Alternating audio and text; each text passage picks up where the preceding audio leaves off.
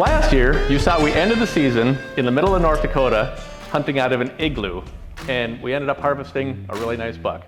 Well, this year, for the first hunt of the year, we're back in North Dakota, and conditions are basically polar opposite. It is hot as heck out, but hey, it's hunting. It's the only time of the year that you get a chance at shooting a giant velvet buck, and that's what we were there for.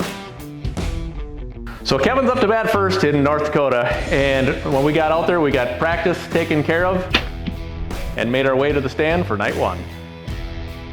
So tonight is night one archery season, North Dakota. Hot. It is hot. 93 degrees right now. The wind calmed down to nothing. The deer are going to be on their feet early, we believe. Moon's at the perfect stage for us. Kevin got trail cams out here about 3 weeks ago and has some amazing bucks on video.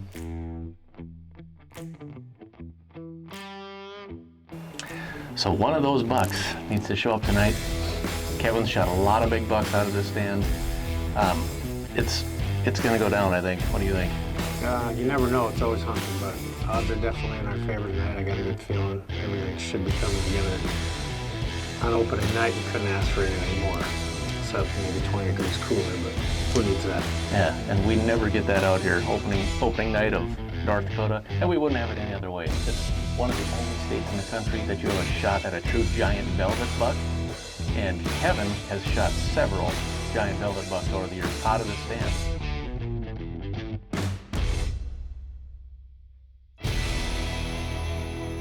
So night one ended a little different than what we thought. We didn't see a single deer, and we thought that was our night that it was going to happen. So we put a plan together for nights 2 and 3 and rolled with that.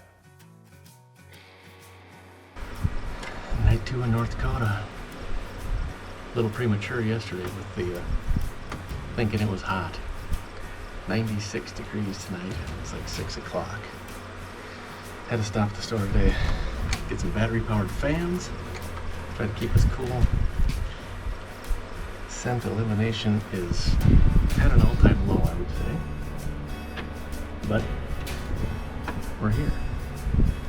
Last night was terrible. We thought we'd have deer crawling all over us by the end of the night. And for some reason last night we didn't move till way late, it was like 11 o'clock. The way the moon was last night, we thought it was going to be good. But just when you think you get deer figured out, they prove you wrong. So tonight, we're out here because we think there's not a chance in hell we're going to see a deer. And so maybe it will actually happen tonight. Hopefully. It's hot. Really, really hot. It's so hot. This is my biggest fan. This is my biggest fan. So nights 2 and 3 went almost identical to night 1 with no deer sightings whatsoever. And we were getting down to the wire because Kevin was going to have to head to work.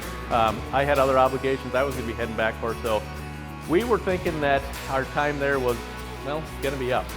But we looked at the weather report and we saw that the very next night, night 4, we were going to have a wind change about the time that the deer usually get on their feet. Kev, we've been hunting North Dakota for a lot of years. Yes, sir. Some of your favorite times hunting have come out of this stand right here. Absolutely. Well, to tell you the truth, we got permission to hunt out here from a couple of amazing people, and you know, we just hit the lottery. Every year, I mean, we have multiple shooter bucks on camera, we have multiple encounters. We've had a lot of success through the years. Probably my most memorable hunt was a couple hundred yards away from here about 5 years ago, on the ground in a rock pile, getting on a big 11-pointer in full velvet on opening night. That was, I mean, there was a lot that went into that hunt, a lot of trips scouting, figuring out where they were going, where they were coming from, what time of day they were moving, and everything just came together. When you work your butt off and you drive, you know, 6-7 hours one way, multiple times in the summer, just to do that when you got kids and everything back at home, it gets pretty tough. So, you know, to be able to do that and have it all come together, that was probably my most memorable hunt out here. We've had a lot of memorable hunts, and that I'll never forget that one myself. Great people out here. We've had nothing but the best luck out here. There's been some heartbreaking moments out here, but That's something. Anywhere else you go, you might not even get those heartbreaking moments. It's true. This is a place that you can actually go and hunt a buck that you have trail cam pics of, hunt a buck that you patterned, and actually shoot that buck and feel like you really accomplished something. Absolutely. Yeah, you're not just out here on a whim. You kind of got them dialed into, you know, which specific deer you're targeting and what areas they're traveling in. That's what we're just trying to lock in on the big boys, and hopefully tonight's the night. We're gonna give her all. Good luck, bud. Hey, thanks. So it's getting down to that witching hour of the night where the deer typically get on their feet, and we had this one little buck come in. And as we're watching him, I look over off into the bean field, and there stands up a giant velvet buck.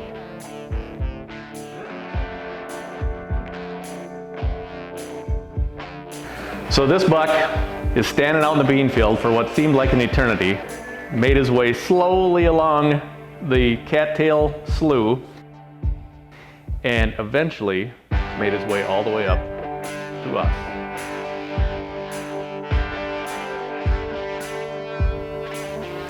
So after you should make sure you back up so I can get out the window, okay? He's broadside here. What do you tell me? Do you want to range him?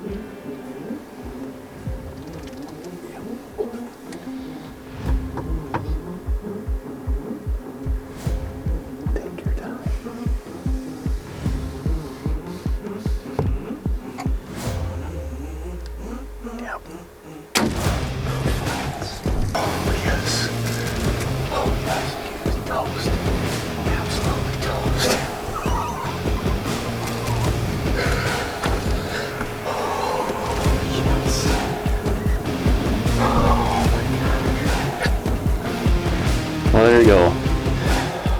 Night 4.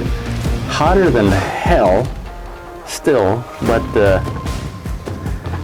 wind switch, and I couldn't tell you how many times that on a wind switch we've shot big bucks.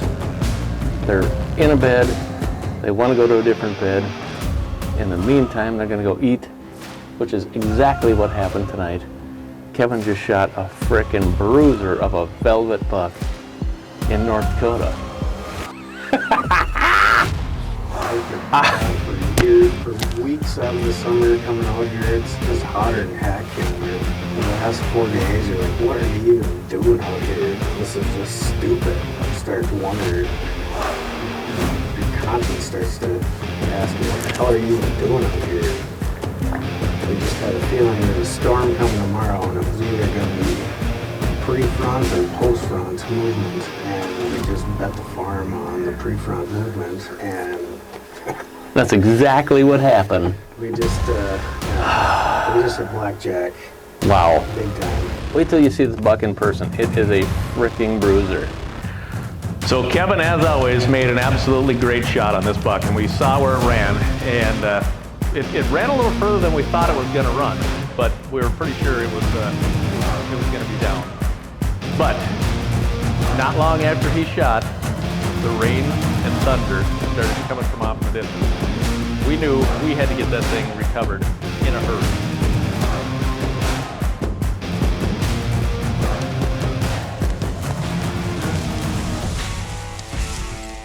Oh my God, there he is! Yes! Woo-hoo-hoo-hoo! Oh. Oh, wow, look at that sucker. Look at that.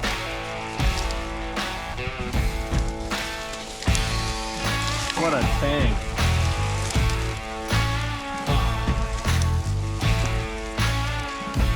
Oh boy. What a tank. Woo! Dandy buck. What a bruiser. Absolute perfect velvet. He's got rigor mortis big time. He did a long death run, but yeah, he didn't make it too far. Double lunged him, and that's the end of the story for him. So we get down to look for this buck, and we get on the blood trail, and it doesn't take long. This blood trail is massive and leads us right to the deer. Kevin finds the buck. There's no ground shrinkage here. It is an absolute giant. And he was happy as heck. I was happy as heck for him. What a tank. That's a giant. Congrats, Kev. Oh, thank you. Wow.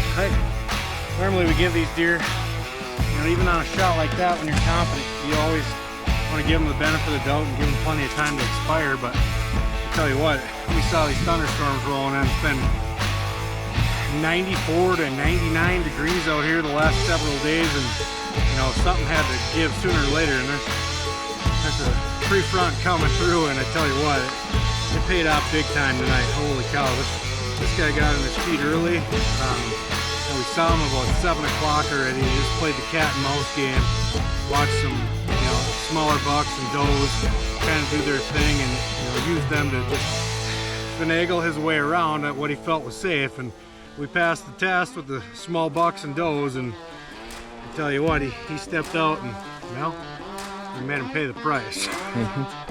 Dandy 12-pointer. Full velvet. You can't do that too often.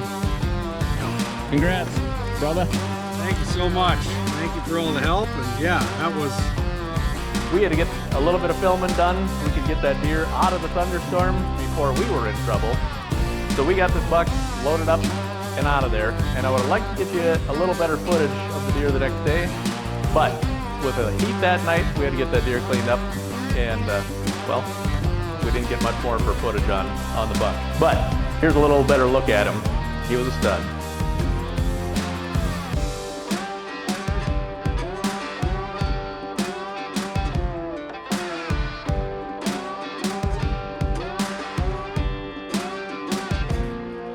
So what an amazing buck Kevin ended up putting down in North Dakota, and what a great hunt.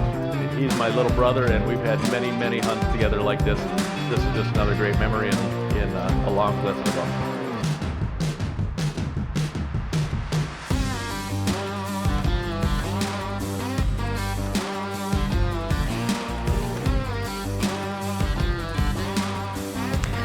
So we headed home after Kevin's hunt, and it was a few weeks later when I was going to get back out there again. Up next in Outdoors Amehrica is my turn out in North Dakota, and you're not going to want to miss that.